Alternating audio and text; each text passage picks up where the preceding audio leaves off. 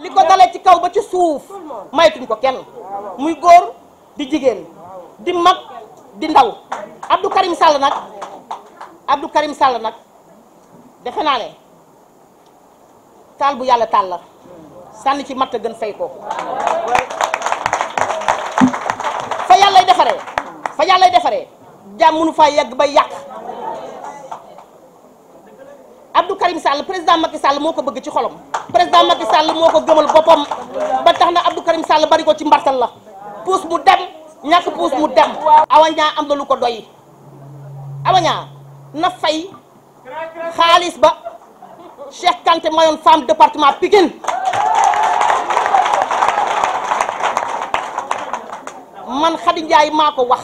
Awaña je le répète haut et fort, Awaña na génne 10 millions ya Cheikh Kanté mayoon femme département Pikine.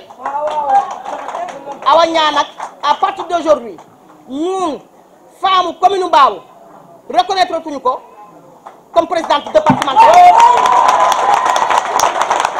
ndax nag man kenn du ma défier, kenn du laal sama coordinateur, kenn du laal sama leader.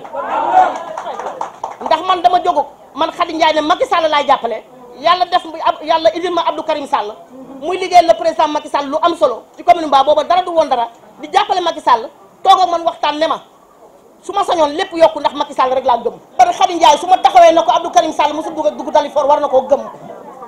Abdou Karim mosul teg tànkam Dalifort te Awaña dugg na ci commune bi duggati fi ndax dafa bëgg ay lobby. man maa ko arrêté woon nee naa la lii ça ne marche plus. Awaña maa ko freiné fii ci commune Mbao. Awaña mayatuma ko tarfatal ay nii ci Abdou Karim Sall, mayatuma ko dara ci commune Mbao. wasalaam maa ngi leen di sant.